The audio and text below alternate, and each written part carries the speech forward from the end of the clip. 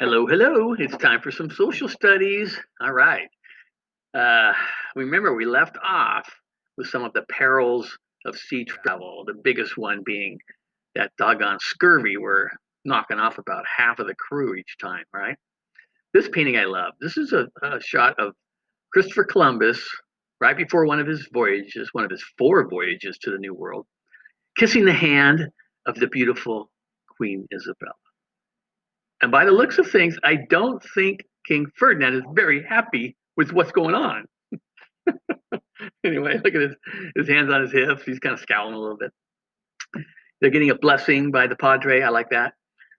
They're riding in a boat called a shallop, not a scallop. You can eat scallops. Shallops are not very good to eat.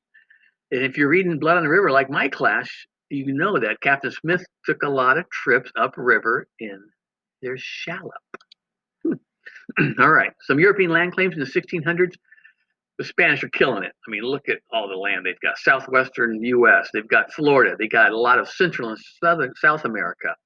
French have some of the interior around the Great Lakes. This area called Louisiana. Isn't that ironic? And then the British, of course, have the East Coast. Here come the 13 colonies. Probably my next video.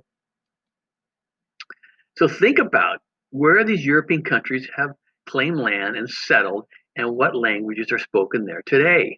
Not surprisingly, Mexico, Central America, much of South America, they speak Spanish. Not so much Florida, but there's a lot of Spanish speakers in Florida too. Up here in the northeastern coast, where is now Canada, yeah, they're speaking French up here. Isn't that interesting? The English colonies, that's a no-brainer. English is the prevalent one there. And then down here, the outlier in South America is Brazil, which was settled by Portugal, and they speak Portuguese. Good job. All right, this is a big idea that you need to really, really, really understand. Okay, the Columbian Exchange, named after Christopher Columbus, happened in the 15th and 16th centuries, which are the 1400s and 1500s. Remember that? And this was a transfer of plants and animals and culture and technology ideas. A couple really bad ones, though. Human population, slavery, right? That was part of it. And also diseases. This illustration I love. It just shows you some of the things that were transferred from the Americas over to the old world, Europe, from the old world over to the Americas. It's funny, you think we always had horses here, but no, they were brought over by Europeans. We didn't have them. All right. Also, cows. Look at all the things. Take your time, pause this, and really get a feel for all the different things and where they came from. It's really interesting. And they transferred skull and crossbones. No, they didn't transfer skull and crossbones.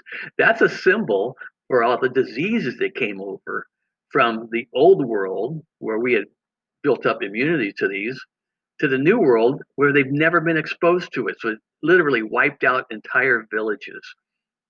In fact, they say that kids, about a quarter to a half of all kids died from these diseases before they even made it to 6 years of age. Crazy. And here's some of the plants that were transferred from the Americas, brought over to Europe in the old world. Things like uh, potatoes, corn, cassava. Cassava? What's a cassava? Well, I happened to put an illustration down, or actually a photograph down here of a cassava. They kind of look like long potato fingers. That's what I think about. But the cool thing is, if you have diarrhea, which I know some of you probably do, this is a cure for diarrhea. So tell your mom, pick me up a cassava. Just make sure you cook it, because apparently raw cassava is poisonous. So be careful. And on the right, we have what is the biggest cash crop, tobacco. They had no clue how harmful tobacco was back then. All they did know was that it's filling my pockets with gold, so I like it a lot. Everyone, well, I shouldn't say everyone, but the majority of people used tobacco in those days. They just didn't have the understanding that we have today. I know that was fast. I can take a breath. We'll be coming back shortly, probably in another day or two, and you're going to be learning about the beginning of the 13 colonies. There's some great stuff coming. Thanks for joining me. See you soon.